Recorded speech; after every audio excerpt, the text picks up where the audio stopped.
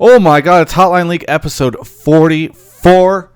I'm shocked. We've been able to get the show going because we did have some technical difficulties ahead of time, but it's great because we've got Meteos straight from the analyst desk. You guys have heard his wisdom, his sage advice, everything he's been saying all the time on the analyst desk. Now he's going to be bringing it directly to you in the calls on the show. We got Mark Zimmerman, who also is on the analyst desk. I don't know if that's exciting at all. But by the way, TSM, they're not going to Worlds. There's so much to talk about. All that and more starting in Hotline League episode 45 right now. Open by HP. Hotline League is brought to you by Open by HP. You don't have to lie to him. All right, I had to redo. There was a bit of a stutter there for some reason on the intro, but we got it. We got it fixed. All right. I'm excited for the show to start. Mark is my constant co-host. He's joining me right now. How's it going, Mark? Great. I can tell you're excited for this show too, Mark. I'm trying to get us into the callers, dude. Yeah. And Meteos is here. Meteos, how has life been for you? Because I know you've been on the analyst desk, but like, what are you doing? What's your life like? What's happening? Life's chill. I've just been kind of hanging out, like unwinding from the season, hanging out with friends, playing some WoW. Yeah. Chilling. What are you is it basically like a vacation for you, or do you have work that you're doing? Like what is life like? It's probably closer to a vacation than anything else. It's mostly just been like analyst desk and playing League. Nice. When I practice League, it's kind of like I'm doing my job, but also kind of like I'm playing video games. Yeah, that's fair. That's fair. We got some big stories to talk about on the show tonight. History has been made. TSM is not continuing on 2 Worlds after the Gauntlet. Cloud9 will be going instead. I don't know. What else do we got? They did the co-stream thing, which it would be great to hear from people on what they sort of think about the co-streaming thing. Interviewed a guy this past weekend who works at Riot who was mentioning that they've had Sherman. He's been on the show before. They had 40,000 people at one point in time co-streaming. There's just a bunch of different stuff. I don't know, Mark, do you have... 40,000 people co-streaming? Sorry. There were 40,000 people watching co-streams. Okay. I was like, that was my fuck up. I'm like trying to get the show going because I feel pressure from Mark. Mark, what other topics do you think of? Based off what I'm seeing in the topics channels, it's extreme amounts of TSM. A lot of TSM stuff to talk about on the show tonight. Yeah. But hopefully not everything. I don't want to turn this into the TSM episode. I mean, it's obviously the biggest story, but there's some other stuff. It's the last time we're going to talk about them through Worlds. Yeah. What? So I don't mind if we're a little heavy. Yeah, that's fair. I think a little heavy is fair. We can talk about North America and if they're going to go into Worlds. Meteos was quoted this weekend as saying there's a lot of things NA does great, but playing well is not one of them. Nope. Misquote. I said it's not always one of them. Okay. Super massive misquote there. Holy shit. As opposed to being 100% of the time, it's down to like 60. I'm saying we're not always good. Yeah, it's like I'm 60. admitting that sometimes that's bad. a much better quote. I'm not saying we're always bad. Huge difference. That's a much better quote than what Reddit gave you, which was the one that I read. Yeah. So that's crazy. I don't know. Mark, am I forgetting anything? No, not really. I mean, there's other regions, but we don't talk about those. Yeah. I don't want to talk about those. All right. So, Mark, do you want to explain how the show works? Yeah, I think a lot of people already know because there's a fucking million people in here. But if you are not one of those people, the way this show works is we have a Discord where people will come and join up. Once they get there, they will join a voice channel, Pleb Calls or Pleb Calls 2. Once you're in one of those, you can mute yourself. And then in the text channel, Pleb Topics, you'll go ahead and post whatever it is you want to talk about. Try and keep it to takes. So not just say, I want to talk about what should TSM do. Say, like, this is what I think TSM should do or stuff like that. If we like your topic, we'll pull you from the Pleb Calls voice channel into the waiting room, where when it's your time, we'll come down, do a quick voice check, make sure everything sounds good before pulling you on the show to discuss. Cool. Well, excited to have that. By the way, if you are a sub, that does allow you to get access to the sub channel and Discord. You have to sync all that stuff up. It does take a little bit of a time, but you can check out how to do that. And it doesn't necessarily give you, a guarantee that you'll be on over other people, but you can put your topic in the subtopics chat, which moves a little slower, and that might be a little bit of an advantage. Regardless, And sorry, by the way, if you're watching the VOD, I know that there's some flickering from the webcams. I don't know why Skype is doing that. I don't know how to fix it, but we started the show 40 minutes late, and I didn't have time to fix it. So hopefully you can suffer through it. Other than that, I don't know. Let's Mark, you want to start pulling people? Sure. Cool. So, yeah, have you, Meteos, I assume you have never seen this show before. Why would you assume that? Because every guest that comes on it has never seen the show before. I've seen the show. Okay. Okay. All right, what was your favorite episode? Just the one where you guys were talking about League. That Spoke to me in a lot of ways. That was a pretty good episode. I'm pretty proud of that one in particular. It was a banger, no doubt. Yeah. Yeah. I'm a little loud. Okay, I will turn myself down. I recently positioned my microphone. That was just last week, actually. All right. Mark, how are we looking? We have someone. Oh, wait, that was quick. Thiefco is joining us. Thiefco, where are you calling from? Santa Monica, California. Oh, you're right here. That's really close to me. Yeah, do we know you? Oh, are we? I see your mic lighting up. What did you say? Can you hear me? Yes. I said probably not. Probably not. Okay. Well, you are a Twitch Prime sub, or you are a Twitch sub, so thank you very much. What do you want to talk about on the show tonight? How I think that this year will be very similar to Season 4 at Worlds, with NA being very successful, except this year, one of the two teams that makes it out of groups will get an easier quarterfinals match and make it to semis. Okay. Why do you think that? Thoughts, Meteos? No, I was saying for Thief. Thief? Why do you feel like that's gonna happen? I just feel like this year is very similar in the style and stuff of the different teams going to Worlds, especially in Samsung or Genji in this case being like one of the top teams. It just resembles it in a lot of ways to Season 4 to me, and I feel like TL and Cloud9 both actually look like they're pretty good teams that could make a deep run into Worlds. Okay. Well, here, let me contextualize this a little bit for you, Meteos and Mark. Are Cloud9 and Team Liquid good teams? Because one of the concerns that I have is that we saw 3-0s across the board, including Team Liquid 3-0ing C9, and oftentimes 3-0s don't feel like very good. Like, did Team Liquid actually get a strong contest against Cloud9? Cloud9, they were just able to beat TSM. Was TSM not good? Like, 3-0s doesn't feel like a very competitive region for a lot of people. Yeah, I think that's fair. And I do notice some similarities between now and Season 4. A big one that stands out to me is that SKT didn't make Worlds again. So, SKT gets this insane Worlds buff where they just win every time. So I think that definitely, them not being there, will probably help out the Western teams a bit.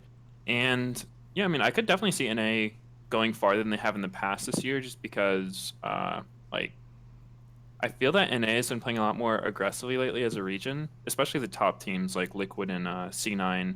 They've been taking a lot of steps towards just like trying to be more proactive and make more plays happen, which I think historically has kind of like been a bit of NA's downfall in international tournaments, because we get so used to playing against each other in North America and we kind of understand what everyone's going to do, which makes it we play a bit more reactively because like we don't get surprised too often. But then you go internationally and you're just not doing anything and they hit you with something you haven't seen before and you just kind of fall over. So yeah, I could see it being a better year for us for sure. I think with regards to the C9 TL part, C9 is hard for me to judge because in playoffs they did not really look like their regular season self, where like Blabber was not making anything happen in the early game, and especially the finals versus TL where he just got like shut down super hard. And well, all of C9 just got shut down super hard from the jungle position. That was a little scary, but then they bounced back and kind of destroyed TSM. So I think if we get a C9 like we saw in regular season and in the gauntlet, that's pretty good, decent. I'd be excited to see what they can do from there. But the scary part is that the Chinese region's doing a lot better, and so like, assuming Korea didn't get much worse and China got better, then there's just probably more good teams there, which is an argument I've heard a lot of people make about why, even if NA is fine. Have they caught up as much as China has progressed? Yeah, I So feel like China's definitely going to be one of the front runners in the tournament because when I look at the Korean teams going, like both Griffin and SKT didn't make it. So what are the Korean teams? It's like Genji, Africa Freaks, and KT. KT. Yeah, I don't think any of them are bad, but I don't know. They don't really seem as like menacing as maybe Griffin would or something like that. So I do think like Korea looks maybe weaker than they have been relatively to previous years, but I think China will be really, really good. Yeah, I'm concerned about China. Otherwise, like, I think a lot of it comes down to how NA teams play. I so think the region definitely didn't. It felt like everyone was a step behind the one seed, but like by a pretty clear amount. Like everyone's behind TL by a pretty sizable margin, which is I think a little concerning that you think you're only sending one good team. But I also think C9 was so back and forth that I don't know if they were good or bad by the end of the season anymore. there was a thread for the interview I did with Jack where he said NA, like this, we have the best chance we've ever had, or we have this year. And a lot of people in there are just, this is on Reddit, are just kind of saying, no, Jack, shut up. For instance, somebody says, this is fantasy and philosophy. Unfortunately, I feel the opposite. Korea, as always, looks strong, and Kingzone, the domestically dominant, internationally not so good Korean team, isn't going to Worlds. Then you have the LPL, who looks better than ever, and NA got trashed at last MSI event. The West's only team likely to do well is Fnatic. That said, there's usually the one team that steps up unexpectedly, like Misfits last year, so hopefully Cloud9 can do that this year. That's a very different take, and I feel like one that is shared by... The reason I highlight that is just because I feel like a lot of the community and a lot of the industry feels that way, right? That it's just like, yeah, NA can say that they're going to do well, but ultimately, like, history shows that that's not the case, and there's not enough proof that these teams are strong enough to do anything different. The only thing I really Oh, you kind of cut out, Mark? sorry, I can drop my gate a little bit. But what I was saying was the only thing I really contest about that is like we got destroyed at MSI or something, whatever that line was. Like we didn't get destroyed. We played a tiebreaker match against Fnatic to make it out. Yeah. You know, and that was with Ole and TL kind of having a mental breakdown for the first 2 days, which can easily happen again at Worlds. Sure. But But we've got a couple backups this time. yeah, not at just least we have other teams. not maybe, just Team so- Liquid, yeah. Yeah, but like I don't think MSI was this like catastrophe that people think it was. Meteos, I I think want the to first couple of days felt like it. Meteos, I want to put you on the spot. Obviously, the team that nobody seems to be talking about going into Worlds from North America is 100T, your former team. How do you feel about them headed into Worlds and their relative strength? Well, I think a lot of people are kind of rating 100 Thieves pretty low as far as the standings go because they didn't really seem like they stacked up that well against the teams they were playing at the end of the season. Like they lost to TSM, they lost to what was it, Cloud9 or I think Liquid. So like they lost to TSM, they lost to Liquid, and I don't think 100 Thieves is bad by like North American standards. I think they're a solid team for sure, but I do feel like they have a bit of that passive play style that I was talking about earlier. Like they seem to do well on sort of like the meatball comps where you put like Ryu on like the Malzahar and on Sejuani, and they play to scale and play for late quite a bit. And I think that strategy is just a lot harder to pull off when you play against like if they play against Korean or Chinese teams, they might have trouble dealing with early aggression. Gotcha. Big agree. So I'm sorry, Thiefco, we kind of talked past you. Do you have any other questions or thoughts on this? The other reason that I think that this is a possibility is I feel like all of the top teams are teams that could have a game or two stolen from them in a sense of just like I don't feel like they're as dominant as past years in the sense that like in previous years I felt like SKT was just full game it would be a huge upset whereas this year I feel like a lot of the top teams could lose a couple of games and it wouldn't be that shocking. Yeah. I think it's for me watching the Korean games. If it's one of those things where like I still think watching them they look really good, but sometimes it's scary to have one team that's just like super ultra god tier from the best region than it is to have a bunch of teams who are around the same level. but I don't know. And you're talking about the similarities to 2014. 2014 had an absolutely disgusting Korean, like Samsung Blue and Samsung White. KTA didn't make it, but they went to a best of 5 in their finals that year as well. So the last time we saw Korea this close, I would say, was another year where they were very, very good. Yeah. Another thing to think about going into Worlds that like I don't know if it gets talked about too much, but in my experience, when I like the practice leading up to Worlds is always super weird because you have to be kind of like thoughtful in your practice about who you're playing against and who's going to leak. Because I know historically, like Who's going to I've heard leak? that the Chinese teams leak to each other all the time. So, example, like if we scrim against one of the Chinese teams, the other Chinese teams in the tournament that we might be in a group with will definitely know what we're playing. So that can like lead to them having like more information going into the game than they would otherwise have. So Is that just kind of like a commonly that plays accepted out. thing that it's just like people just leak? Because I mean, they're like that. This was something that Weldon said. I think when he was on TSM, and he got mad flamed for. So I don't know if you're going to get mad flamed for it, but There's some other like things I've heard this before, right? That like just at Worlds, teams within their same regions just like start sharing information with each other. Yeah, and I think it definitely happens, and I don't think every team's gonna do it. But I mean, there was the like for my own personal experience, there was the Gambit situation back in Season 3 Worlds when we played against Fnatic, where we played like an entire day of scrims against Gambit, like just playing our best stuff, and then when our match against Fnatic comes around, they somehow knew exactly all the champions I was gonna play, without us really like having any other games where we showed that champion pool. So that kind of thing definitely happens, and I don't really know what you can do about it because on one hand, it's like I know for me personally, I try to like be respectful for the integrity of the game and like not basically like give away info that I shouldn't. But I know a lot of other people will worry like, oh well, like if every other team's leaking, they'll go in with an advantage, so we have to do it too. So I don't really know how much it's going to affect it or how much is going to happen, but it's definitely something that can happen. Is there would there be value? Are the scrims so valuable? I assume they are, but are the scrims so valuable that you just can't? You need these scrims, right? Could North America not just like try to scrim amongst each other, or like could Cloud9 not? Because I know this was the big Samsung story from what 2014. Could Cloud9 bring like their challenger team and just try to scrim exclusively, and then there's no chance that anybody knows what these guys are doing? Or is it just like you just super need the scrims against like these top tier teams, which I assume would be the case.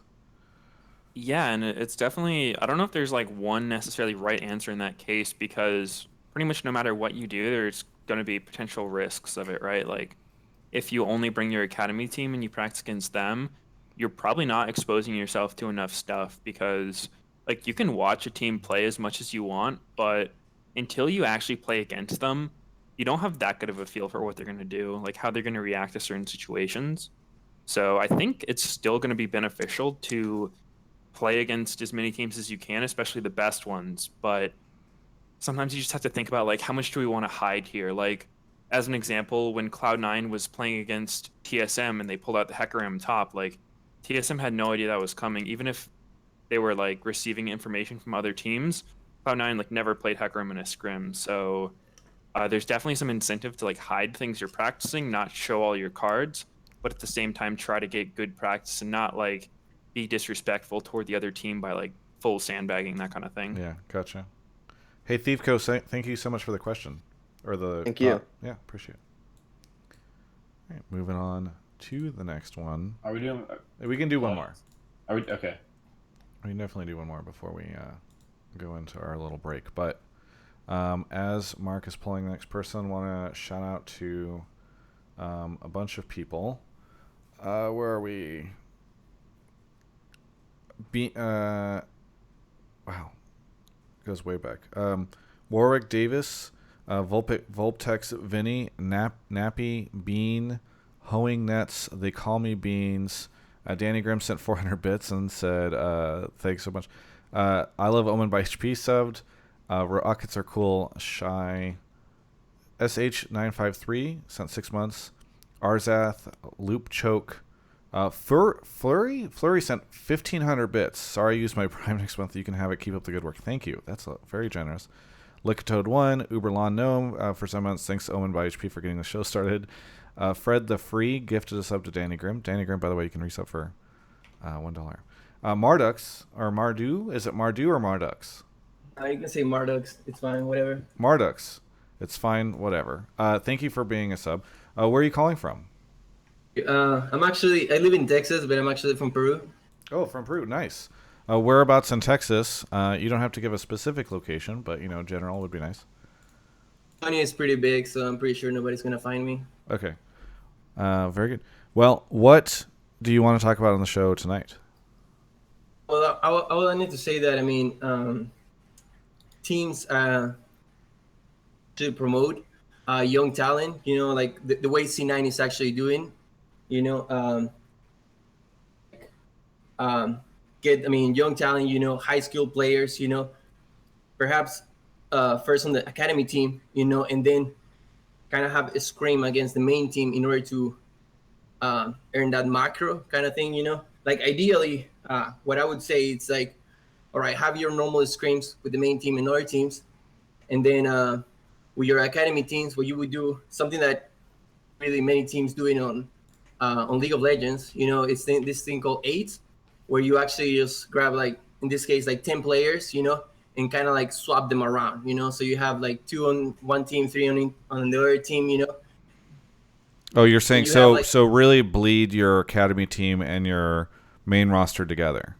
Exactly, because the thing that veterans will bring to the table will be like macro and like decision making, and then high skilled players, that will kind of like get used to that type of play style, and like learn some macro, and kind of like bring them to the level, and then you will have probably like coaches, for certain position, like for example, a coach for ADCs, that will be looking at picks on Korea and China and other regions, and tell you like, hey, okay, so this is good, this is good, this is good. You should play this on this game, and kind of like choose that for everybody, and instead of actually playing solo queue, which is actually like that will bring down your level, because you're kind of playing for fun, Yeah. and so this one will give you like the competitive level practice that you will need, yet you'll be still playing with like random picks or like whatever, so you can actually have better, and you put the high skill players to replace second tier players. Like, I don't know, I'm a big fan of TL, because of Double Lift, and I like Pavelter and whatever, but Pavelter, besides being really good in whatever, Yeah. he's never going to be a faker, he's never going to be Impact or Double Lift, Bjergsen, Sure. he's never going to get to that level. And actually, when you put him on a lane, you don't expect him to win, Sure. So let's say that it sounds like your general argument is you just want to see more teams promoting players out of academy and finding new talent, and seeing North America really find new talent. I don't think it's necessary to actually import players, instead actually cultivating Gotcha. Well, So this is kind of what we saw from the past year. I feel like in particular we've really seen and Cloud9, using this to win yesterday, finding native North American talent and working with that. I don't know, Mark, what do you think about all this? Well, I think maybe you can go too far with it, like the idea that you don't need imports. I think that's probably a little ridiculous. Yeah. That was kind of like the Golden Guardians take at the beginning of the year, and then they ended up with Mickey. Well, they also didn't exported himself, but they also didn't grab any of the top tier NA talent, so it's a little up in the air whether or not that would work. But I still think that there's no way you want to run no imports across your whole league. Whether or not you can put a single team together is a different thing. Right. I don't know if Meteos thinks different. Yeah, well, it's definitely an interesting perspective, because on one hand, like, you can look at Cloud9, and they did this system very successfully, right? Like, they're using all their players are very close, and it's kind of like a mutually beneficial thing where it's just more perspectives, and in the end you get a better result. But I think what can also happen that I'm a little worried about is going to become more sort of prevalent in the future, especially for players, is that, like, say I'm I'm like a skilled jungler or whatnot, and a team wants me to join their team, right? And then you recruit like one of these veteran players, one of these skilled players, or like, it can be anyone, not just me, like double lift or sneaky or whatnot. And then you bring in rookies and you're basically just like using the experienced player to coach up the rookie and teach them everything you know. And then they just kind of like release the player and they're like, all right, thank you for like helping us. See ya. Because like it's not going to happen in every situation, but look at Froggen and Demonte, like that dynamic. Demonte has said that one of the most impactful things in his career that like helped him get to the level he's at was getting to scrim against Froggen every single day for like months on end, right? And now look at how it's turned out. Froggen is currently teamless, and Demonte is starting on Echo Fox. So it's kind of a weird dynamic when, like, as an experienced player, you're worried about this guy coming and like just taking your spot basically, and you being left with nothing. Was that I your mean, same experience thing. with Levi? No, it didn't really happen with Levi, but I mean, it's definitely something that can happen. It basically happened as well with C9 with Smoothie, right? Like I don't know how much coaching he personally did to Zazel, but Zazel was brought in, sat on the team on the academy squad for about 7 months, a split and a half before kind of getting his start, and Smoothie ended up on Echo Fox as a result. So I can see where Meteos is coming from. As a fan, like as someone who is not in a team environment like a fan, they probably are not super sympathetic because they're just like, yeah, more regional strength is hopefully what they're getting out of it, which is I think what Mardux is probably saying. But I can see where it's not an ideal environment for a lot of players. Yeah, and I think one thing too that I don't really hear it ever get talked about, but sometimes I think that like North American fans just kind of have unrealistic expectations at times, and I think for whatever reason, every NA, or not every, but a lot of NA fans seem to care, I think, too much about international success, because like international tournaments happen like once or twice a year, Worlds being the main one, and yeah, like NA gets smacked at Worlds a lot, but I think there's a lot more factors that go into it than just like trying to push pro players past the point of breaking, because like we have the smallest player base of any of the major regions. We solo queue on the worst ping of any of the major regions. And on top of that, there's just like, I don't really know if it's something where NA should be expected to be a front runner in one of these world championship tournaments. There's a lot of stuff stacked against us. And for me, I kind of like enjoy rooting on NA as the underdog kind of thing. That's what Mark has said in the past, right? Mark, your famous statement, I think you have a lot of fame for saying this on Hotline League, is why should NA be good at international tournaments? And you right. said saying, there's no good answer there. Like, why? Yeah, as opposed to saying why is NA bad, I just like flipping the question around and be like, tell me why NA is good. Like, yeah.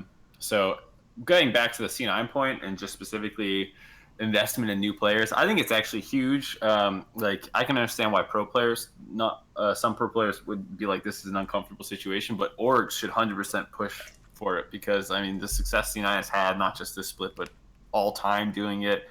Between Ray and Impact, they ended up sticking with Impact. Between Smoothie and Bunny, when Smoothie ended up being the better option for them, like they've done it time and time again. And I don't think it's a surprise that Golden Guardians did not invest very heavily in their academy roster. They traded their spot out of Scouting Grounds, didn't seem to care about it.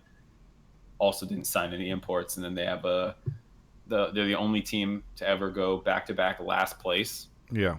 So I think there's a lot of value to be gained in seriously considering all the talent that you see in North America, as opposed to writing off anyone, which I think has happened a lot in the past. But I think that's definitely a good point. I don't think it's a super black and white thing where there's only one way you can do it, because like on one hand you look at Cloud9's case, and I think all the players in that organization are like pretty happy with where they are and how they're doing things.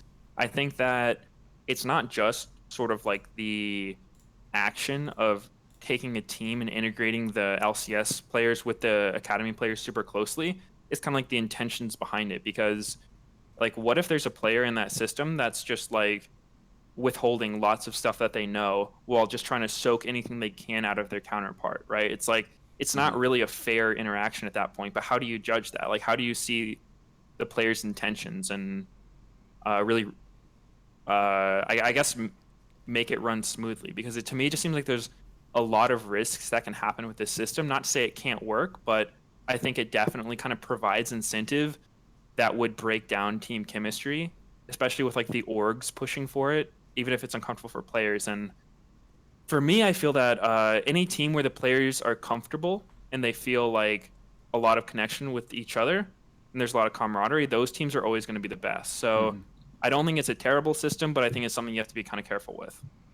Mark, how does that happen in traditional sports, or how's that handled? Because you do have like starters and non-starters, and they all are training together, kind of deal.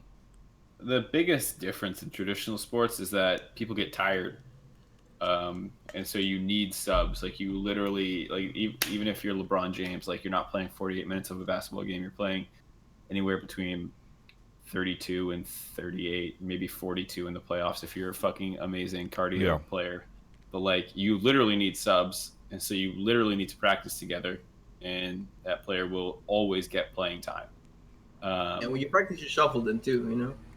Yeah, so like you play different lineups, people get injured, they have to take a seat for 6 games, not even that long of a time. People are always just playing together different lineups and stuff. So it's very, very different in traditional sports. I'm not sure of an example off the top of my head that holds up really well where you have 5 players who can play every game, every time, and never need to come out, still have subs that are used frequently. Yeah. I'm trying to think of something, but like I'm sure it happens all the time in like I don't know, like dance. Like you have your best dancers and you have your backup dancers or something, and sometimes someone gets a shot if they're not playing well, or like jazz band or some shit like that. Like I don't know how all that stuff works. Drumline. Yeah, like I've watched a couple movies. Apparently, there's backup drummers who want to get their shot if the other guy's not playing well or something, and they just both practice. Yeah. But I don't know. Right, and I definitely think that's valuable. I'm not trying to say that I don't think an academy system is good, because on the flip side, kind of like playing devil's advocate for what I was saying before, if you have a team that's just like 5 veteran players and they're just like super lazy, unmotivated, and kind of like just don't want to put in as much work as you need to, the org would kind of be like, all right, our hands are tied. Like if these guys don't want to play, then we're screwed, right? So having the academy players as like some form of motivation or just like backups in case something happens to the main team is definitely important. I just think that for me, the big obstacle is just like how much are you expecting your more experienced players to coach and teach the less experienced players, and how much is it just on them to sort of learn on their own? Like I'm not going to sit there and like big brother this dude, but I'll scrim against him and I'll like play to win. Like I'll be competitive, but I'm not going to be like, hey man, like, you know, when I punished you for this, if you did this, you totally would have beat my ass. And so that kind of thing. Yeah. Yeah, it's an like interesting dynamic. Both ways, you know? Hey, Mardux, thank you so much for the call. One quick question to Meteos, real quick. Yeah. You know, okay, so do you think your sarcasm, you know, might come out as a little bit of a lack of respect to some of the stuff from the orgs that you work in the past? Sarcasm? You make these sarcastic things, which I think is super funny, you know, but like I've seen the highs and that kind of stuff, you know, and I feel like maybe, you know, the staff will find it kind of disrespectful. Being like, can you give an example? It seems a little vague. I'm not sure what the. I actually spaced out for 2 seconds. What do you say? He's saying that Meteos sometimes uses like sarcasm, and that it might be disrespectful to the orgs that he's worked with in the past. Can you give an example of that, Mardux? I don't know. Like for example, I think Nasha was giving the yeast or something like that, and I mean, you made this sarcastic remark, you know, which was very funny, you know, but I mean, he showed off a little bit, you know. I think I mean, I think like there's. I try to be professional in times when I should be professional, and then I think there's also room to kind of like be more lighthearted and joke around about stuff. So, yeah, I mean, I think that being unprofessional in times when I should be professional or not taking things seriously enough can be disrespectful, but I don't know if it's again like something that's super black and white that is like, yeah, you should never ever joke. You should be like a stalwart robot player. Especially through video medium where you're not there. Like it's very hard to judge what is the appropriate mood and setting for something when you're watching it on a video. Hey, Marduk, sorry, we Yeah, had to move on 100%. because we started kind of late, but thank you so much for your call. All right. Thank you very much for having me. Yeah, have a good one. All right. Interesting second part. Before we move on, we have to do something really quick, which I'm very excited to do. Meteos, if you want to go get some water or something, you can totally do that. But feel free to chill as well. It's time to talk about our sponsor for the show, Omen by HP. They've sponsored the show for quite some time now. I want to thank them so much. They've hooked us up. Oh, we lost Meteos' webcam. Hopefully he comes back. They've hooked us up with some gear. Actually, a great deal of gear. This is being all my setup and all that stuff is being run on Omen stuff. The production computer behind me, where people are doing not right now, but I've had people come in and edit on it and capture footage and all that stuff for the stuff that I do. They do a great deal of amazing stuff for the show. Twitch chat right now is saying Tidy Cat. Tidy Cat, no, we didn't hear back. They didn't from reach them. out? No, they did not reach out. Which is just, it shows you, Tidy Cat, they probably got a great product, but Owen by HP, they've got a great product, and they're supporting a great product and supporting CLG and Overwatch League and not the show. They're also supporting a mediocre product and supporting Hotline League. So either way, thank them. Thank you so much. If you're watching this right now, do me a favor, go follow them on Twitter. Drop it into Twitch chat. If you're watching the VOD, go check out the description. Go tell them hi. Say thanks for showing. They got all sorts of cool programs going on all the time. You can find out all that information on Twitter. It's a great place to just follow them and share your support for their support of the show. So thank you so much to Owen by HP for sponsoring Hotline League. Very good. Let's move on to the next caller as I shout out some subs. PB Han 710, SK Milk, Justin J299, Big Mars 323, Rico Suave 86193, Blind Mute M9 Shyamalan, X Kikoa Seismus 104, Baka Tensai, and Avora gifted sub to Lopyron, C9 Antonio, Fredo 510, and Soundwave Canada. Did you get a drink, Meteos? Yeah, I got some water. Nice. That's very refreshing. You have to stay hydrated, otherwise the hydration bot shows up in your chat and yells at you. That's true. Colin on the show right now. Colin, where are you calling from? Salt Lake City, Utah. Salt Lake City, Utah. Have you been on the show before? No, it's my first time. Okay. I think we've another call in. Yeah, we've had a lot of Salt Lake City calls as well. I feel like there must be a pretty big league player base there. Yeah, I think so. I mean, I don't live exactly in Salt Lake City, but I'm pretty close. So. Okay. Well, regardless, that area. What do you want to talk about on the show tonight? The first TSM topic I want to talk about, because they had such a tough year. Should they make changes for next year, and if they should, what would those changes be, or like if it's like roster or like management, stuff like that. Well, here we go. Ooh, that's Let's get definitely going. a tough one. Open-ended. No. I mean, like this. I mean, this was obviously the conversation everybody's going to be having. I actually, on my stream earlier, I thought that Soren, for some reason in my mind, I had it that Soren his contract was ending this year, but it actually ends next year. So theoretically, unless like some sort of trade happens or there's a buyout on his contract, you got Bjergsen still there. I don't know what. Maybe we can start this by reflecting a little bit on the roster decisions that they made this year. Feels like they had a hard time figuring out a good jungle situation. Or am I wrong? Meteos and Mark, what did you guys think about Mike Young and then Greg throughout this year? I don't think you go, Meteos. It's hard for me to say. I do think that in my experience from playing against both of them, that Greg is a stronger player right now. And it was the right call for TSM to put in Greg instead of Mike Young, especially because of their strengths as players. Like, I think Mike Young does better on carry-style junglers like, Lisa and Nidalee. And Greg is going to do a lot better on the supportive, tanky initiator junglers, which for, like, how TSM's looking to play, Greg's playstyle is going to be a lot more beneficial. Okay. Do you think Greg did a good job this split?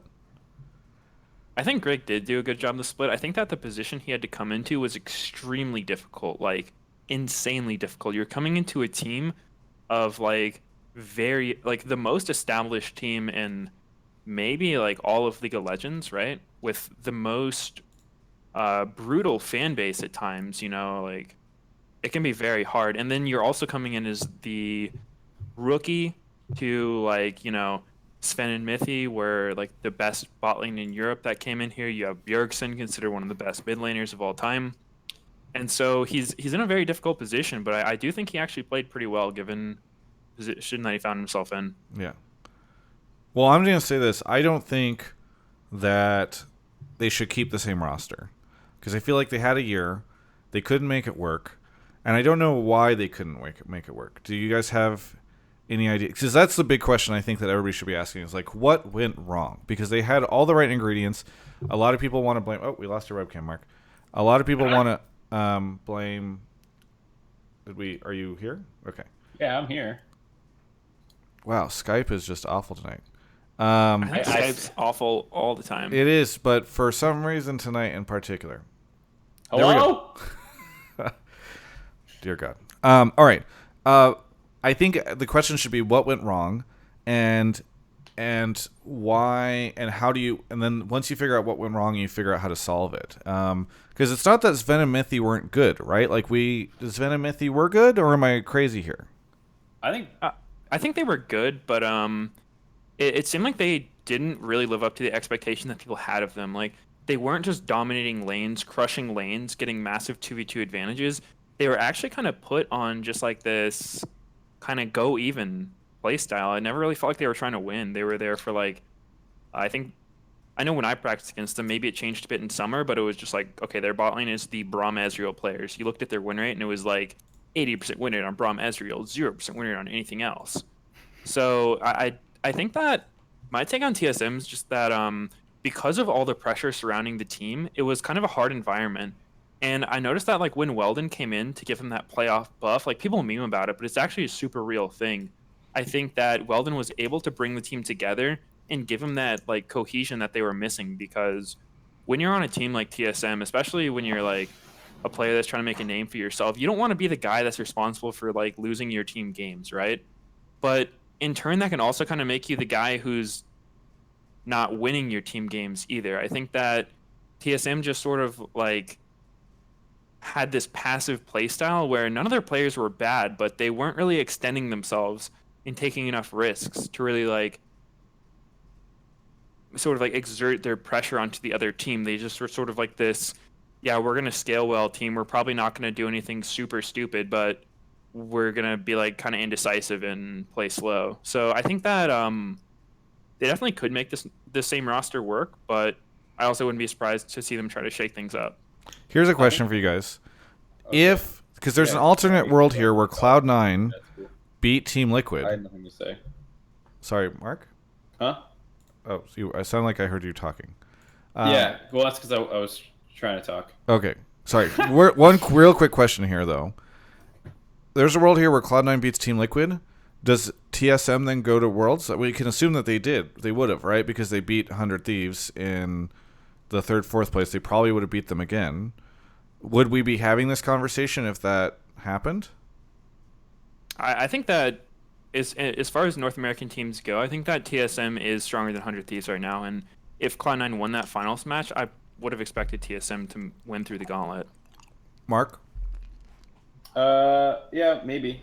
I think their match versus 100 Thieves was super duper close. Maybe they come back and do much better. I mean, they crush Echo Fox, who's seen the mental boom.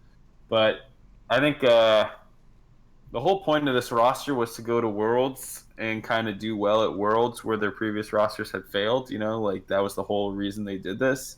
And so even if they went to Worlds, if they lost in group stage again, which it feels like they probably would looking at their current level of play, I bet people would still be disappointed at the end of it. Okay. It might not been as harsh or as drastic as it is, but I think there's a couple things to go back a little bit that you can kind of highlight that went wrong for TSM this year. And obviously, if the team ever says anything contradictory to this, the team will probably has a lot more insight than we do. But one, the jungle situation didn't pan out at all, even though I think I agree with Meteos that Griggs stepped up and did a pretty admirable job given the position he was in. That's not at all what people were expecting the jungle position at the beginning of the year. Two, their coaching staff completely fell apart. You saw like 4 different people coming on stage at different points in time, or 3. started with Song, then Lustboy, then Parth, and like all this other stuff was going on. So like clearly their coaching staff never gelled together. I don't think their play style ended up making much sense when you like broke it down exactly. Like Sven and Mithy, usually not super aggressive players. They kind of have that EU bot lane mentality that like Reckless also has, where it's a lot about like becoming very effective in the mid and late game. And they lost the pressure point in double lift, and they never worked together. And then as well as probably having too many cooks, like it sounds like they butted heads really heavily over how to play the game. So like all those things are pretty concerning, and I would expect at least 2 players to change out. Right, and I think what you said about losing Doublelift as a pressure point is something that is really important in my eyes because, you know, in the League community, like there's a lot of ways to look at the game, right? Like League of Legends is a game that by no means is solved. It's always like people are finding out new strategies and new ways to do things. But the thing that I focus on when I look at a player's strength, it's not really like their stats or their KDA or like CS differentials or anything like that. It's just like who is creating the pressure for your team, who is taking your game out of neutral and like making the other team respect you. Like you look at a player like Huni, right?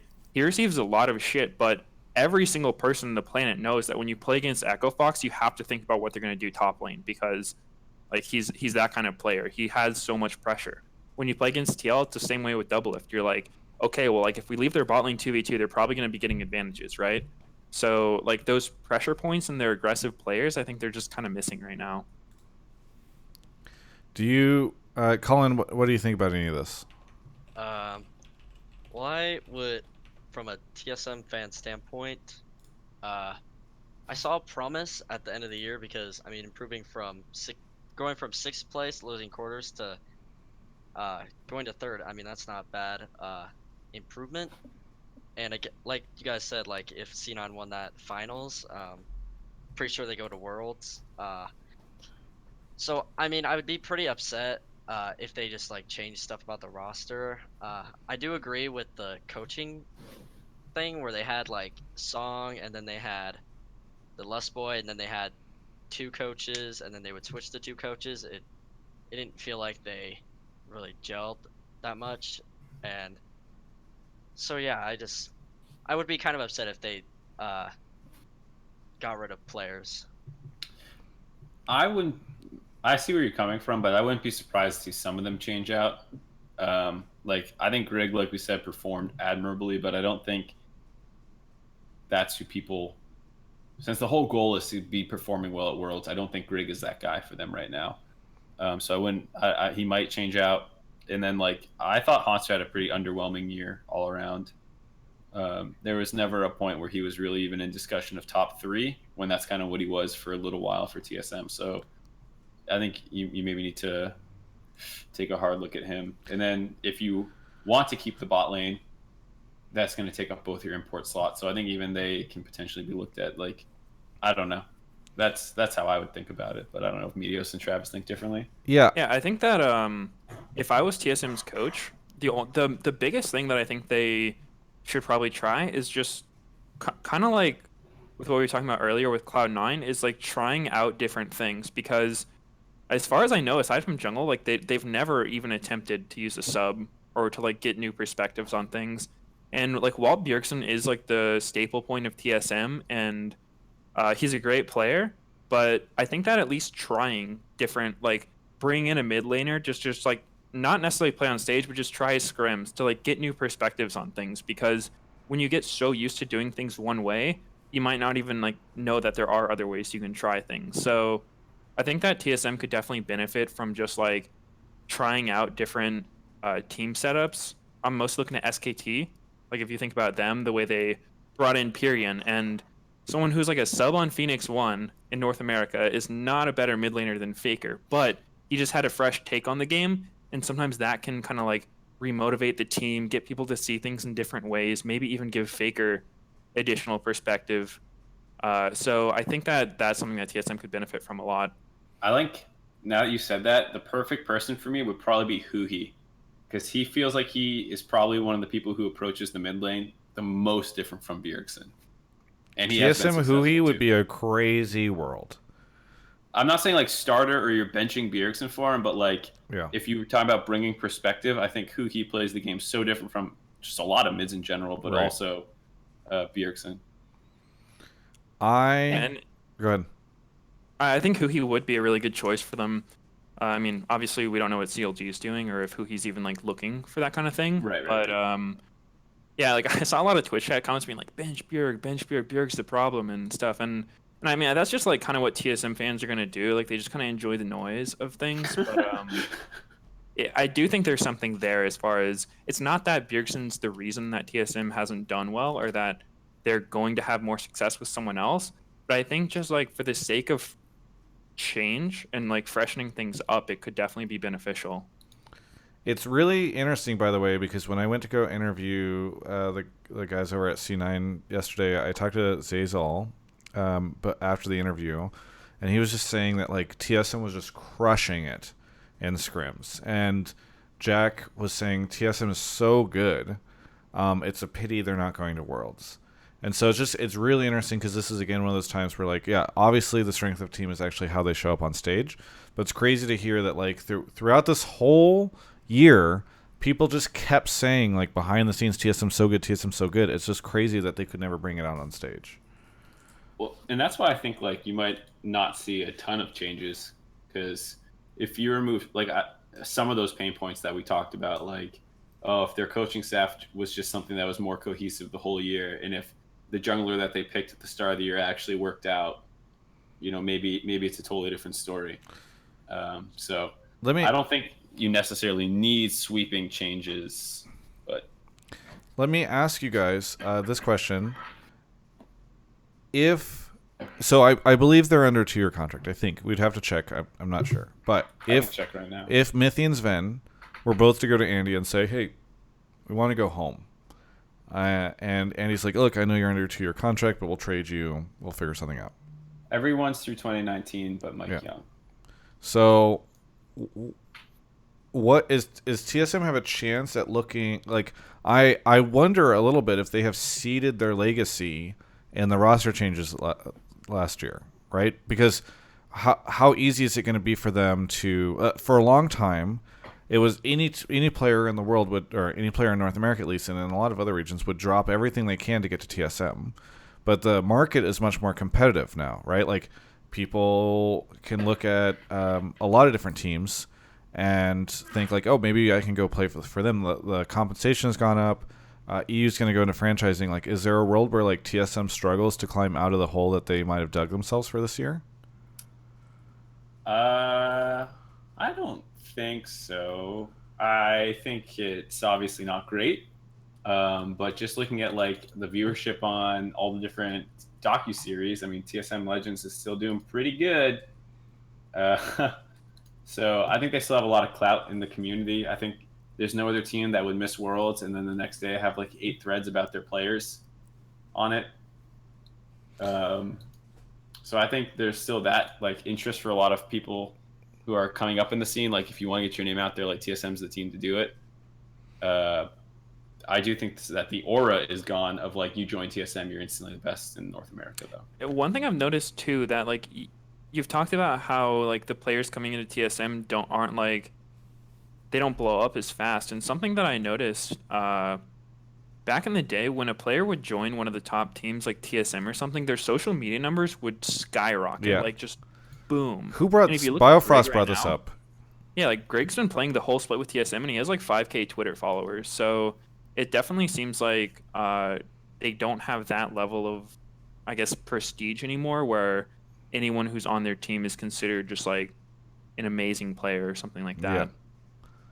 Yeah, that was something I got. I was hanging out with Vincent the other day, and he brought that up as well. So it's interesting that like 2 pro players in the same week to me are noticing that stuff. Meteos, I'm going to ask you this question. I'm not asking you if you're joining TSM. I'm not asking anything like that. There was a episode that we did of the show when you left 100T where I clipped out a segment that was like, should Meteos join TSM? And it went bonkers on YouTube. And in that segment, Mark was saying, like, I don't know if TSM is like the type of place that Meteos would like, because you tend to like teams that feel much more like, hey, we're a bunch of friends, like, let's kick some ass. And TSM has historically been rumored to be like a highly competitive environment. So I'm kind of curious, like, from a player style, from a personal style, like, what do what do you as a player think of the, like, what would that experience be like for you, and what are your kind of thoughts on if you would even gel well with the TSM? Right, and I think it's definitely a good question, and I think that like I probably have a different answer than some people would, but I guess an example I can use was going from 100 Thieves to Flying Quest Academy. 100 Thieves was a team where like it was a good organization. The owners were nice. The players were all respectful, and like there was nothing really bad about the team. But I just didn't feel that good when I was there. Like I felt stressed more than I had fun. Um, it just like I felt like no one on the team was like in a super amazing mindset, as opposed to when I came to FlyQuest Academy. Like when I came here, I was just like, why am I here? Like this is so weird that I'm in this situation. I guess I'll just do my best. And I actually found like myself so much happier on this team just because I got along with my teammates so much better. Like the guys on this team are so funny. Like they kind of just reinvigorated me and like made me remember why I first started playing this game, just to have fun. So I don't think that I would do well in an environment like TSM's where it's, you know, so tense, so competitive, so like under the spotlight. And I'm sure those players feel so much pressure, and like maybe their like mental health takes a hit from it. That's just Yeah. something that I'm not super interested in. I care a lot more about my mental health as a player and just like having a good time while also trying to be a good team. Yep. Very good. Hey, I want to thank you so much, Colin, for calling in. Yeah, thanks for having me on the show. Okay. Have a good one. You too. By the way, Brian Kibler in the chat said the fashion on this show has gone up. Thanks so much. I'm wearing an Ateo shirt, so it's nice of you to notice, Brian. That's really cool of you. They make great products. Good friends of theirs, so that's really nice of you, Brian. Big fan. Kibler's the man. Let's see. Where are we? C9 Antonio, Fredo 510, Soundwave Canada, Action, Dat Cheeser, Killing You Guy, Korean 2NA, Rurunusi, sorry, Ski Fryan, who I guess do you know who that is, Meteos? Because you reacted in chat. Skip Ryan. Skip Ryan, yeah. He's like probably my oldest sub on cool. Twitch, like Well, 5 years or something. Your shirt What's that? Kibler's here. Yeah, he was in there earlier. He was really excited about my Ateo shirt, I think. He said something about the apparel. The Team Liquid hoodie. Danny Grimm, the hero of the show and helping Meteos get his webcam fixed. Mark, did you pick him because of that? No, I like his topic. Okay. Well, Danny Grimm, no favoritism. Where are you calling from? Calling from Redmond, Washington. Redmond, Washington. Okay, I'm going to turn you up. You're a little quiet. What do you want to talk about do you work for Microsoft? Yeah. Have you been on the show before and I've asked you this question? No, but I've talked to you in Twitch chat when you were doing IRL streams. Oh, okay. Very good. Well, what do you want to talk about on the show tonight? Right, so I wanted to talk about how I don't think any team from any region should qualify to Worlds based on championship points. And I guess my main reason is Worlds should be like this big tournament once a year. All the best teams at that moment should be represented at Worlds. And since slots are it's not like every region gets 10 slots or anything. It's very few slots. And we should only be seeing the best teams. And I feel like when you start counting championship points, you no hate towards 100 Thieves, but you get situations where like the fourth best team in the region qualifies. So I guess what I'm trying to say is only one team should qualify from playoffs. Everyone else should fight for whatever slots are left. They should only qualify from playoffs. Like one team from playoffs, obviously summer playoffs, and everyone else fight either through Gauntlet or some other system. I don't know. Okay.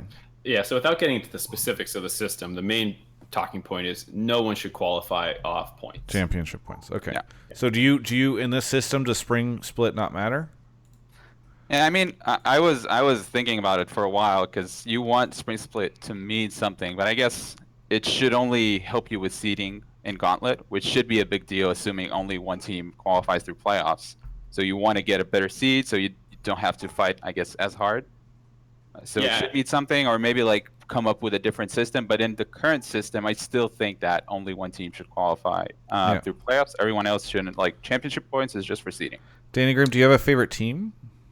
Cloud9 actually. But Okay. So people on were the topic suspicious of- you were a TSM fan.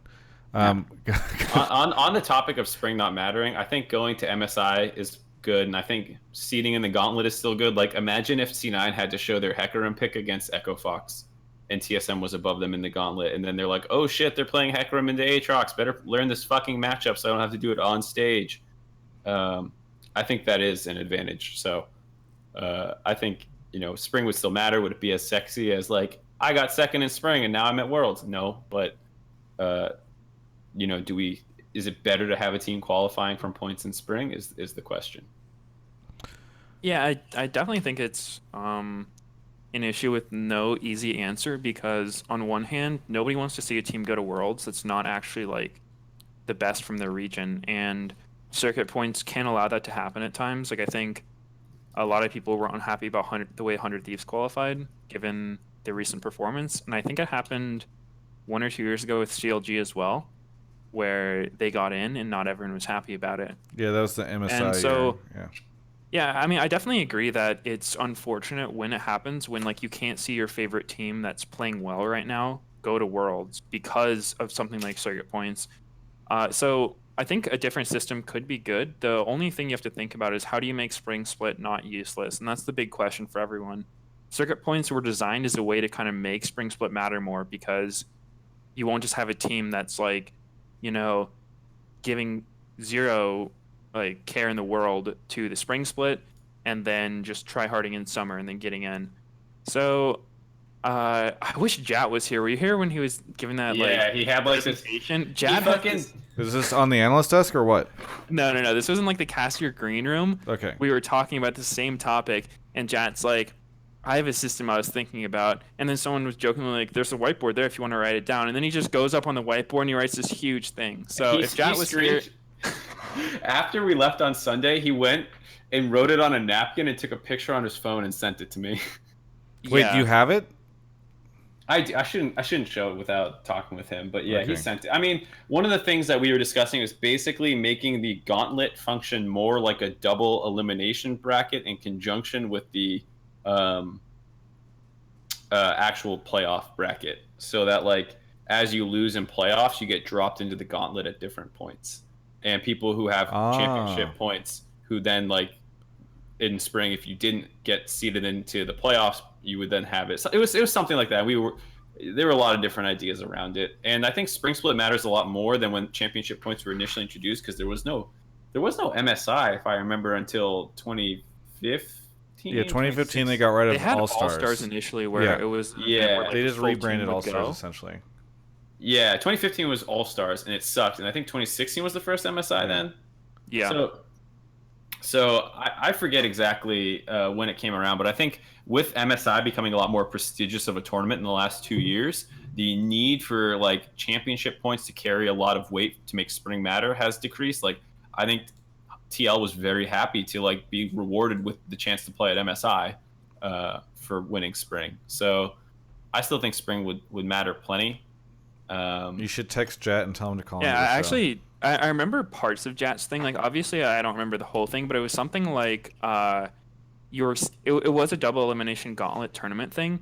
But a problem you're into with a lot of double elimination tournaments is like the grand final is really weird, because like how much of an advantage do you give to the guy coming from the winners bracket versus the losers? And with what Jat was saying, it was a case where it would just be like at the end of the tournament, like the top 3 teams go to Worlds. It doesn't really matter if you're number 1 or not.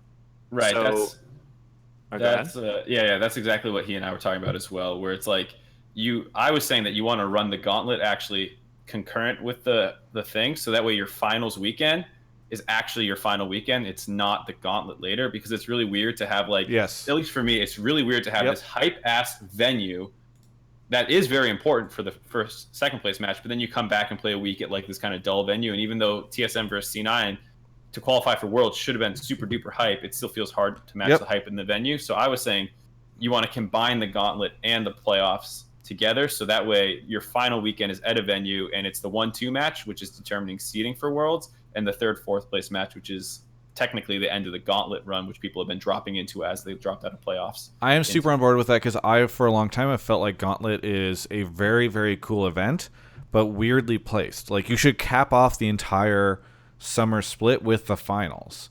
Like, everything builds to that. And then afterwards, you've got this other thing that at times can feel more hype than the finals if you've got shit. Like, it's really weird. So I am 100% down for integrating Gauntlet there. You should text Jet and tell him to come on the show. Danny Grimm, what were you going to say? Oh, sorry. Go ahead. I wasn't actually talking, but since you've given me. Well, I think the big reason why I want to push for Sorry, double Danny. elimination is because in the current playoff system, I think there's a lot of situations where like a really good team, like two really good teams will meet early in the playoffs. Like if you look at spring playoffs, I think like Team Liquid and Cloud9 met in the quarterfinals, right? And Cloud9 just has this way of losing in quarterfinals during playoffs sometimes, and they might not even be like the 5th, 6th worst team. Maybe they're the 2nd best team, but if you hit the 1st best team round 1, like you're kind of screwed. So I'm personally a big fan of double elimination. I think it's like pretty fun to watch. So hopefully they can find some system where you can integrate that and give like the most combination of like fair, exciting, and competitive for all the teams. Danny, I'd love to hear you talk. Yeah. I want to add on to so one thing I want to toss in here as well. Adding on to what Meteos was saying, I like from other esports where they don't have like an established league, you get to see once a year, you get to see like this huge qualifiers happening, which is kind of like Gauntlet. And I really like that even like the strongest teams have to like work through a qualifier, and you get like epic games, and it's super fun. So I definitely think that expanding Gauntlet to some extent would be super nice. And then again, to kind of reiterate what I was saying, I mean, it's nice that you had a good spring split, but that was like a whole, 4 months ago.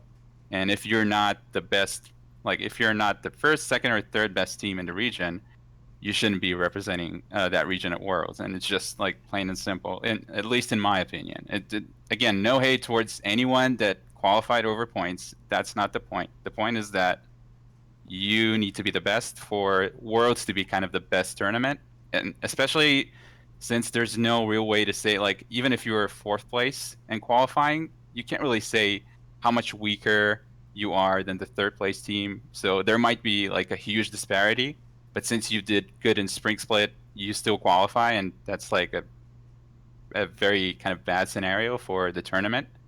So yeah, I guess just either come up with a different system, expand Gauntlet, something else. Just don't have somebody qualified that is not the 1st, 2nd, or 3rd best team in the region.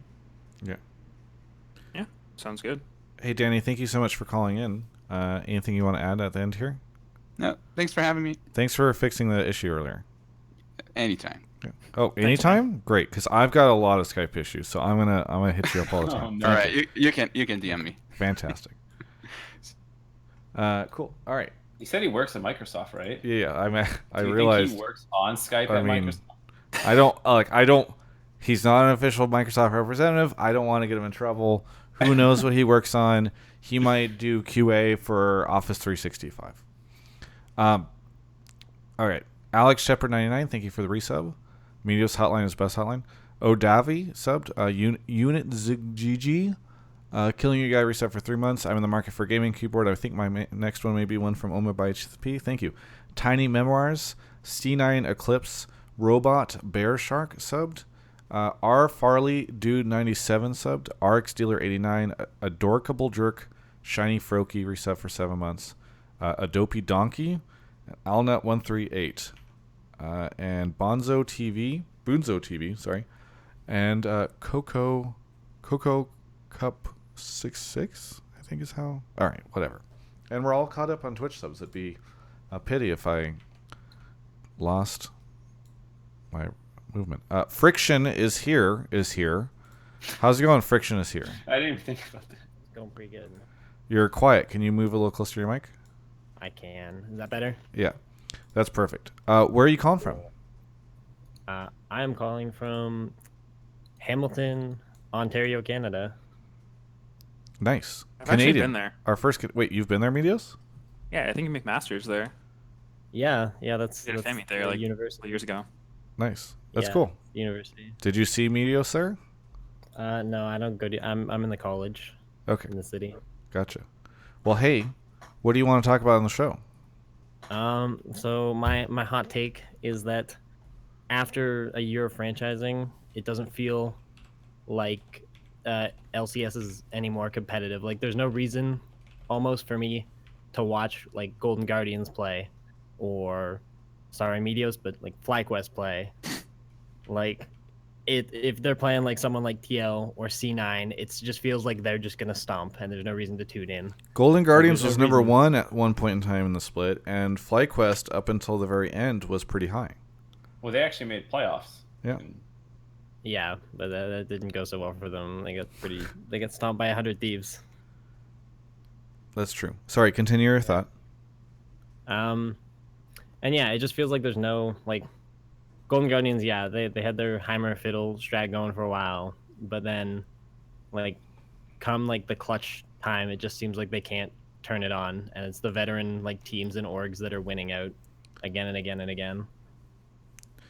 Well, Okay, go ahead. I was gonna say I think you can definitely point some fingers at some decisions that 100 Thieves made, or not, excuse me, that Golden Guardians made that were not so great. But I don't think it's quite fair to hold those against the franchising system, or even to say that this had no impact. Because I mean, Golden Guardians were not very good, but they were still not like 1 in 17 or something like we've seen out of the coasts and stuff before. And Okay, yeah, that's fair. Yeah, And, was like, this not the? the velocities. Meteos and Mark, tell me if I'm wrong here, but I feel like this was the most competitive split we've ever had in North America.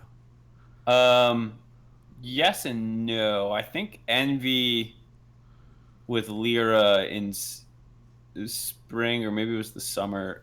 Anyway, summer 2017, or maybe it was spring 2017, was really competitive as well. But we did have in spring, if you remember, like 5, 11, and 7 teams all battling for playoffs, or whatever it was. And then again, there was a super close playoffs race where Optic almost made it in, a team that came in through franchising, and they improved significantly between spring and summer. Same with FlyQuest.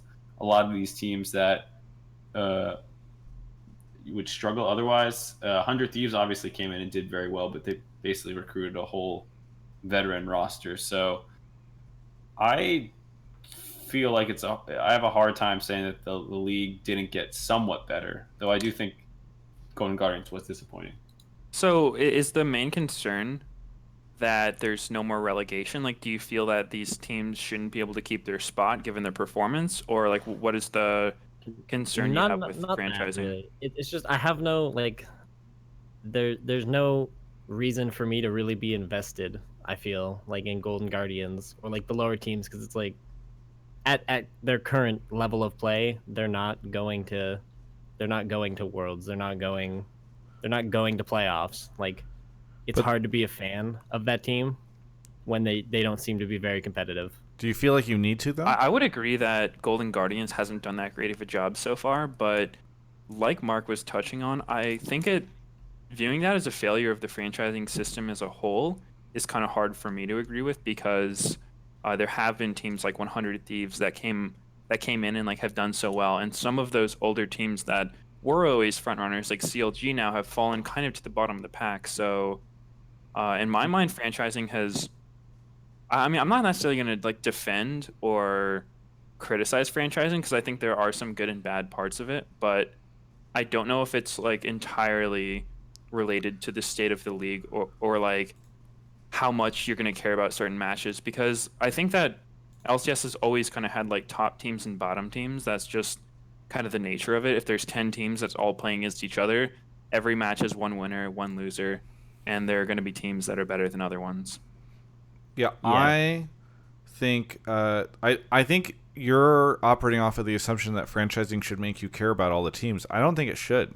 If you look at most franchise leagues in the world, like there's a lot of teams that are at the bottom, and the only reason people care about them is because they are from there. Yeah, from that area. And even then, those teams struggled with viewership and turnout at their live events and all that stuff. So, like, if the the stance is like, hey, franchising feels like a failure because I don't care about some of these shitty teams. I guess I would say I don't know if franchising was ever supposed to make you care about some of the shitty teams. I think it was just supposed to make things more competitive and like also give the ability to the existing teams to invest more into their teams because they know they're not going to get relegated, right? Like I don't know if 100T comes in, drops as much money as they did to make a star roster, spends as much on content creation, and feels as good about it because they could disappear next split. Yeah, I think that the big thing, at least for me, from like a player and organization standpoint, that franchising has helped with is giving more of that job security so that bigger investors are more comfortable coming in. Because take a team like, what was one of those like one split teams that came in before franchising, right? Like if I'm an investor, yeah, like if you're a team like a team owner and you want to own an LCS team, you have to invest so much money. Like you have to get a team house in LA, which is very expensive. You're paying most players six-figure salaries. You're providing like food for them, lots of other staff. So the expenses are very high.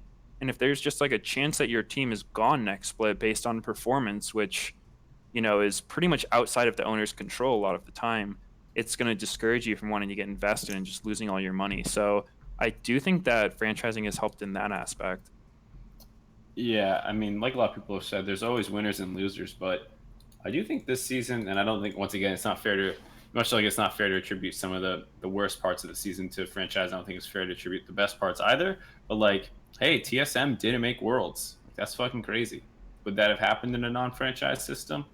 I don't know. Maybe not. Same with like,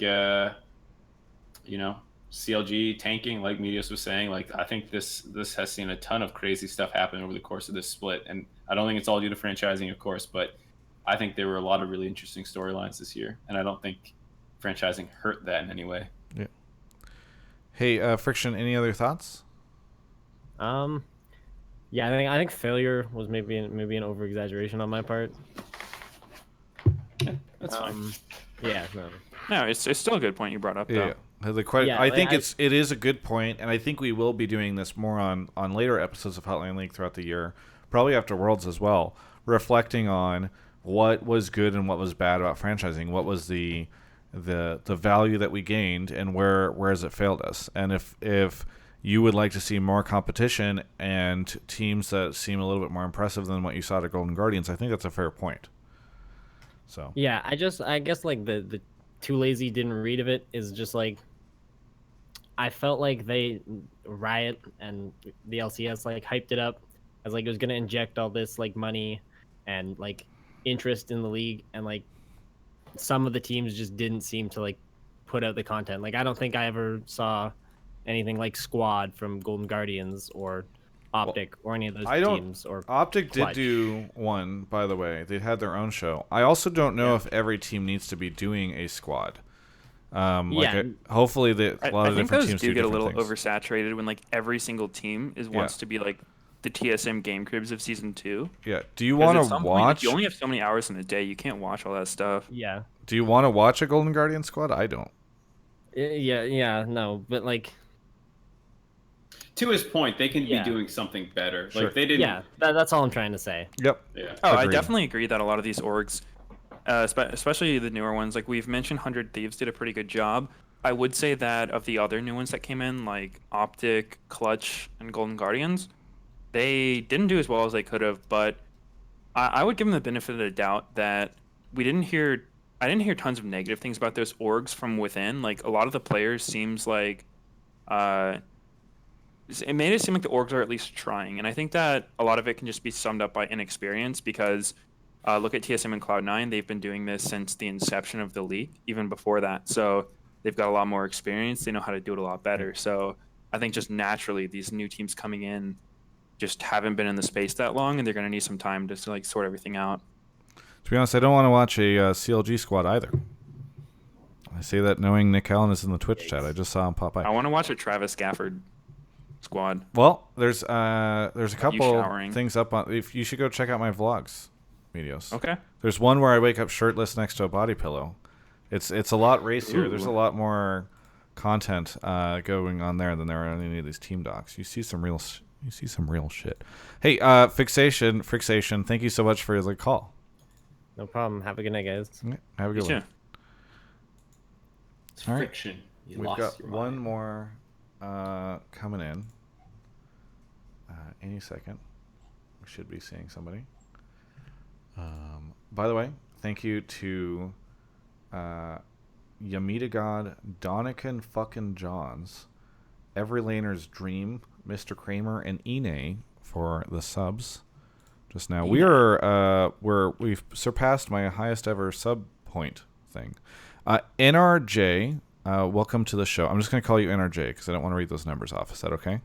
Yeah, that's cool. You can just call me Nick. Also. Hey, Nick. Can I call you 6,490? Yeah, of course. Cool. Nick, what? That's what my friends call me. Where are you calling from? I'm from Boston. From Boston, nice. Hey. Okay, that's where Mark is from, I think. Oh yeah, I think I knew that. Oh, did you? Did you care? I care a lot. Okay, good. I could hear it in your voice. Have you ever thought or worried that the sarcasm that you display on the show might cause an issue for your relationship with the people on it? I hadn't thought of that. No. Nick, what do you want to talk about in the show? So when I was watching the C9 TSM Gauntlet Finals, something Afromoo said on the desk kind of stuck with me. I think he said the best play style is your own style. And I think he was referencing C9 playing like that like hyper dive comp all series. And what I was thinking about was at NA international tournaments you usually have like a mix of teams that just like really try to hone in on the Korean meta. Or whatever regions, I guess maybe Korea, China this year, but whatever region is like doing the meta the best and really try to like find the best picks and play their style. And I think teams like TSM have really been doing that a lot and not very successfully. But then there are also teams like that really like go for their own style. And I think C9 this year would be a good example of that. Maybe even CLG when they were at Worlds playing like roam heavy styles. And so my question is, has NA not really gone the distance internationally because like their own players aren't really like up to snuff? Like they don't have the execution or they don't have the synergy or the communication to pull off the types of strats that the Koreans can pull off? Or should they just be not even trying to emulate the Koreans in the first place and just like going for their own like C9 CLG play styles? Right. So I think it's a good topic, and I think there's like different parts of that you'd have to address separately, because something that I've noticed is there are a lot of teams that will just like copy what the Koreans are doing, and I don't necessarily always think the reason they do it is because like it's just the best way to play, but I think of it more from like think about it if you were a league coach, right? How many people in the league scene do you think know like every single part about the game, like can tell you what every player should do at every moment? Like it's actually zero. The game is not figured out enough for that. So the shortcut that most teams take is, instead of being like, okay, so let's play our own style, we're all just gonna like pick our favorite champions and find some magical way for them to work together. And like that can work and it's cool when that does work. But what's kind of easier is if you're trying to get everyone on the same page, you're like, hey, this is the best team in the world, let's see what they do and try to do that, just like as a starting point, I guess. So I can understand why teams do it. And I think that teams that can understand the fundamentals and like know the basics of teamwork and macro and map control can sort of branch out and do more of their own style, like what Cloud9's done. But I think that if you're a new team, you just come into the league and you're just like, yo, I'm only playing Ivern, fuck it, bros, like this is what I do, this is my style. You're gonna run into a team that's like, okay, well, Ivern's garbage and he can't do anything a jungler needs to do, so we're gonna win this one. And then you have the guy who's like, oh, well, Ivern's just my style, I'm gonna keep playing Ivern until I die, and then you end up with an 0-18 team.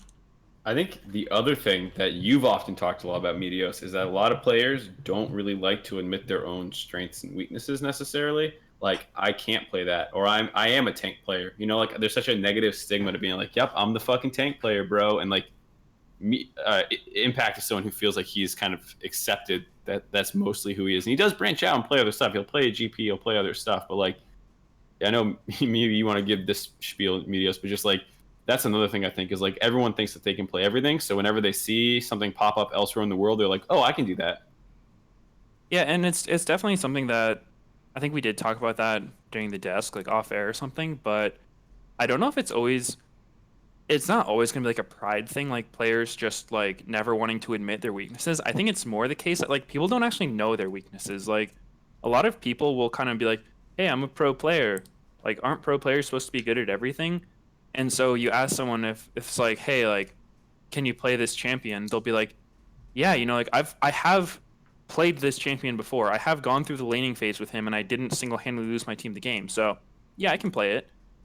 Rather than having to be like, "Ooh, I don't think I can play this one, guys," and the rest of the team being like, "Well, you're shit then." So I think it's kind of a weird issue. Yeah, I really did appreciate when you brought that up on the analyst desk. It's such a funny dynamic. I think, sort of.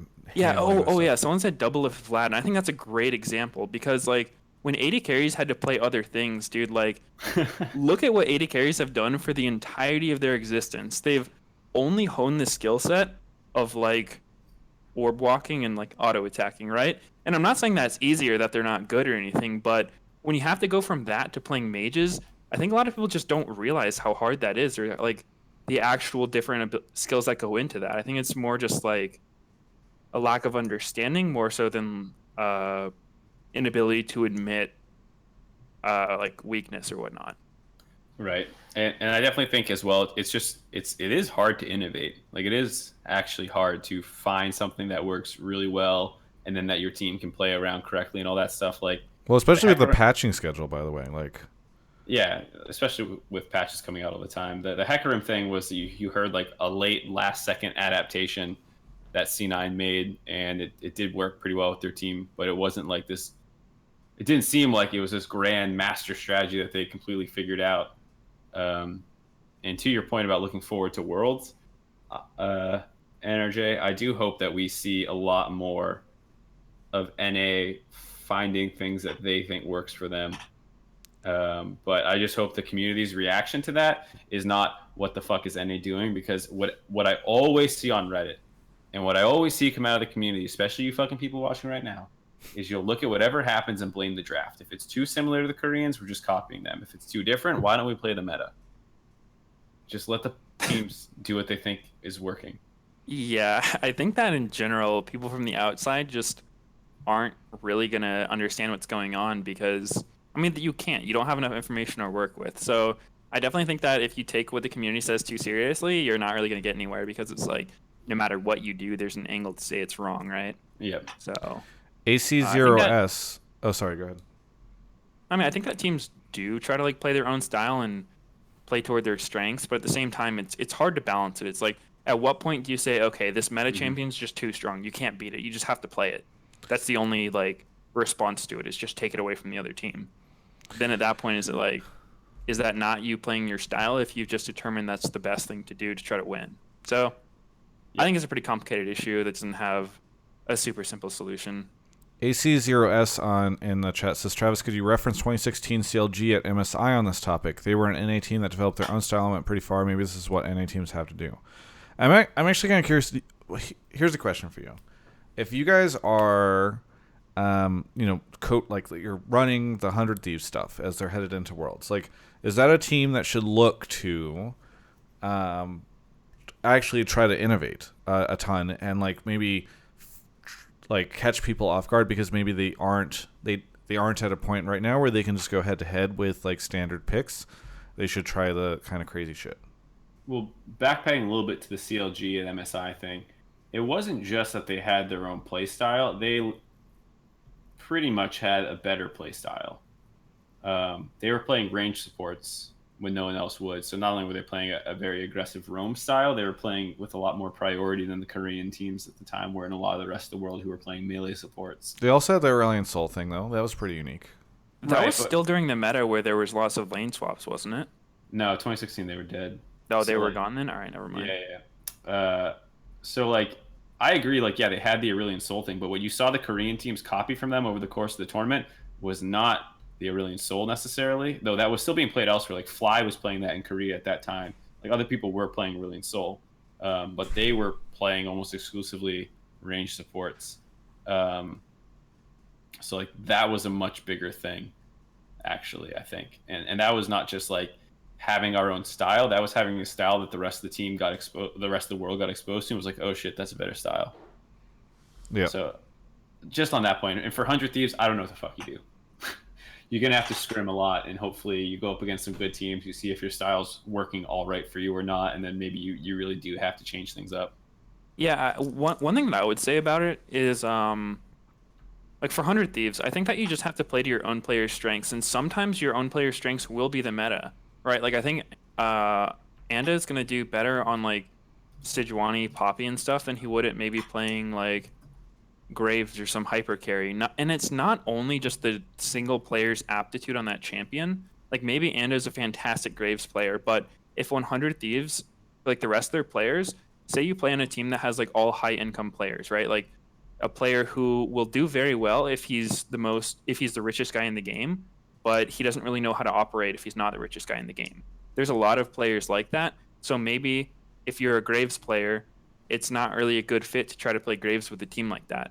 Or there's lots of other examples. Like that's kind of how I feel when I see Impact always talk about how he can't play carries, because I know Impact can play carries. I've seen him play carries. He pops off in Sulky all the time. But maybe TL's as a team is just much more comfortable playing around bot lane. So I think that team should just play to their own strengths as well as they can. Sometimes it'll line up with the meta. Sometimes it won't. Also, Mark, I got to call you out here because I've been doing drugs. some research, and I feel like There you were were lane just swaps. out of it. There were lane swaps in 2016. Wow, you read Twitch chat too, dude. That's crazy. Yeah, because I mean, I know one thing with CLG's style too is like when CLG was successful back then, it was almost all lane swaps. Like they would almost never do standard lanes.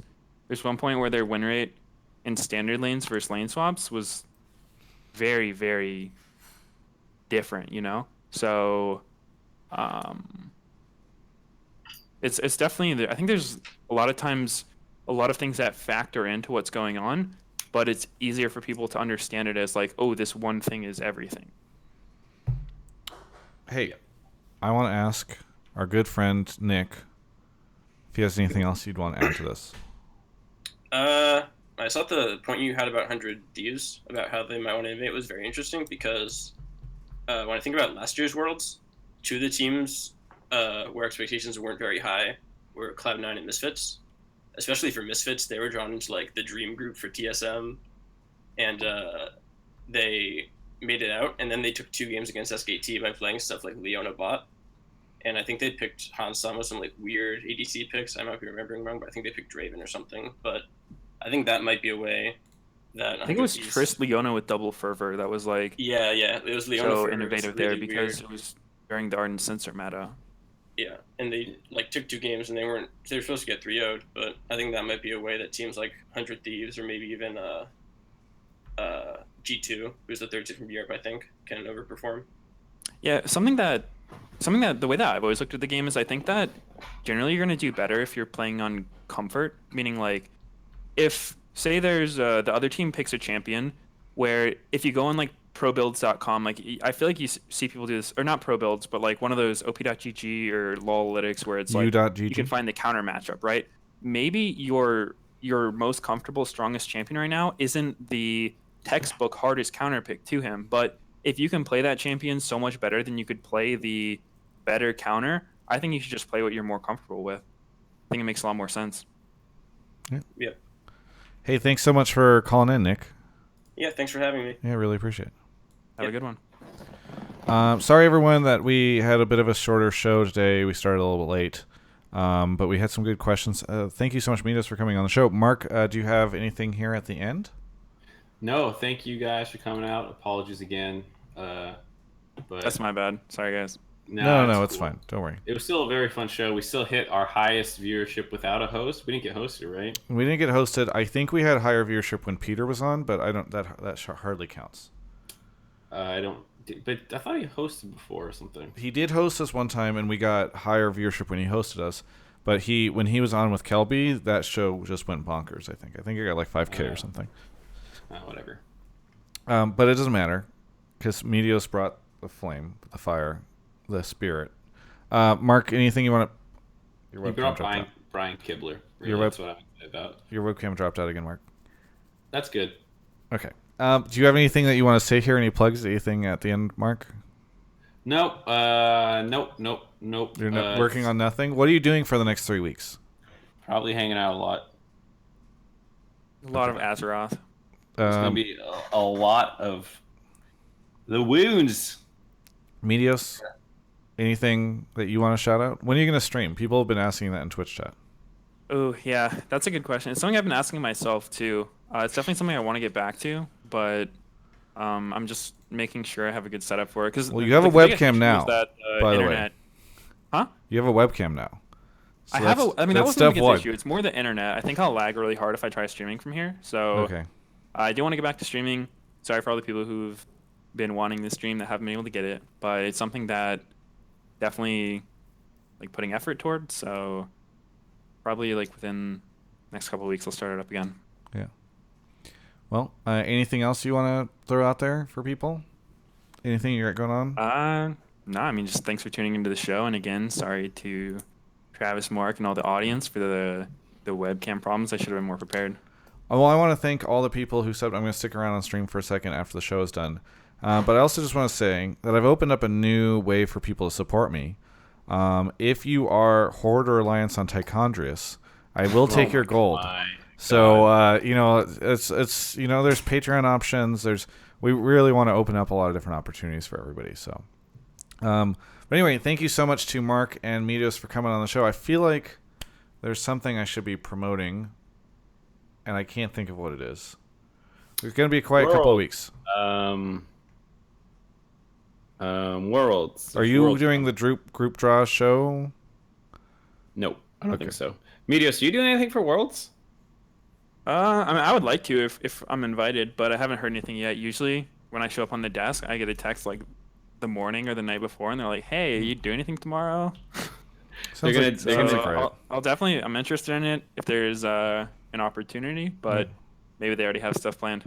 You're gonna get a DM from Riot Games at 11 p.m. and be like, "Hey, do you want to come on the desk for the whole night?" Yeah. Yeah. Oh, that's what I was going to say. I do have a community, a Horde community that people can join called Travis Gafford Industries. It's pretty cool. If you guys want to join that, we actually do run a bunch of mythics and stuff. And all the people I've met through that are really cool people. So it's kind of neat to just play with League folks and get carried. Anyway, that's episode 45. Mark, did you know we're coming up on 1 year? I think the first episode we ever did was September 27th or something. Somebody linked it to me. I knew we were getting close because I knew we started this after we did 10 episodes before Worlds happened and everything got thrown to shit because you were in China and everything. Yeah. So I knew we were coming up on it. Trickster in chat says, "Am I in Dash's guild?" No, I'm in the other guild, but I did play with Dash today and some of his friends, including Mark. So anyway, that's episode 45. Thanks everyone for watching. Hotline League is over now.